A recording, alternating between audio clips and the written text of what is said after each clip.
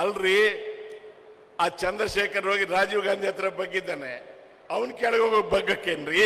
ಬಗ್ಗದವನ್ ಕೆಳಗೆ ಬಗ್ಗಿದ್ರೆ ಏನಾಗುತ್ತೆ ಅಂದ ತಕ್ಷಣ ನಾನು ಎಲ್ಲೂ ಕಾಣಿಸ್ಕೊಳ್ಬಾರ್ದು, ಸಾರ್ವಜನಿಕ ವೇದಿಕೆಗಳಲ್ಲಿ ನಮ್ಮ ಮುಖ ಇನ್ನೂ ಸ್ವಲ್ಪ ದಿವಸ ತೋರಿಸೋದು ಅಗತ್ಯ ಇಲ್ಲ ಅಂತ ಮರೆಯಾಗಿದ್ದೆ ನಾನು. ನಿರೂಪಕರು ಮೊದಲನೇ ಭಾಷಣ ನನಗೆ ಕೊಟ್ಟಿದ್ದಾರೆ.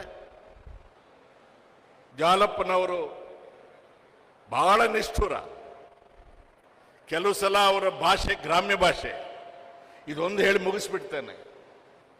ಚಂದ್ರಶೇಖರ್ ಅವರು ದೇಶದಲ್ಲಿ ಪ್ರಧಾನಮಂತ್ರಿಯಾಗಿ ಅಧಿಕಾರ ಕಳ್ಕೊಂಡಿರ್ತಾರೆ. ಇಲ್ಲಿ ನಾವು ಜನತಾ ಪಕ್ಷದಲ್ಲಿದ್ದೀವಿ, ಎರಡಾಗಿರುತ್ತೆ. ಕೆಲವರು ಚಂದ್ರಶೇಖರ್ ಅವರ ಬಣದ ಜೊತೆಗೆ ನಾವು ರಾಜಿ ಮಾಡ್ಕೋಬೇಕು ಅಂತ ಹೇಳಿದ್ರು. ಶಾಸಕಾಂಗ ಪಕ್ಷದ ಸಭೆಯಲ್ಲಿ ರಾಮಕೃಷ್ಣ ಹೆಗಡೆ ಅವರಿದ್ದಾರೆ. ಜಾಲಪ್ಪನವರು ಅದೇನು ಗಮನಕ್ಕೆ ಇಟ್ಕೊಳ್ಳಿಲ್ಲ. ಅಲ್ರಿ, ಆ ಚಂದ್ರಶೇಖರ್ ಹೋಗಿ ರಾಜೀವ್ ಗಾಂಧಿ ಹತ್ರ ಬಗ್ಗಿದ್ದಾನೆ, ಅವನ್ ಕೆಳಗೆ ಹೋಗೋ ಬಗ್ಗಕ್ಕೇನ್ರಿ? ಬಗ್ಗದವನ್ ಕೆಳಗೆ ಬಗ್ಗಿದ್ರೆ ಏನಾಗುತ್ತೆ ಅಂದ ತಕ್ಷಣ ಹೆಗಡೆ ಅವರು ಬಾಯ್ ಬಾಯ್ ಬಾಯ್ ಭದ್ರ ಭದ್ರ ಭದ್ರ, ಜಾಲಪ್ಪನವರೇ ಹೆಣ್ಮಕ್ಳೆಲ್ಲ ಇದ್ದಾರೆ ಅಂತ. ನಿಷ್ಠೂರವಾಗಿ ಮಾತನಾಡೋದು ಅಂದ್ರೆ ಲೆಕ್ಕನೇ ಇಲ್ಲ,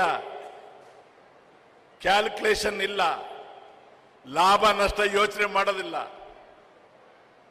ನಿರ್ಮಲವಾದ ಹೃದಯ ಇದ್ದಾಗ ಮಾತ್ರ ಧೈರ್ಯವಾದ ಮಾತು ಹೊರಗೆ ಬರಲಿಕ್ಕೆ ಸಾಧ್ಯ.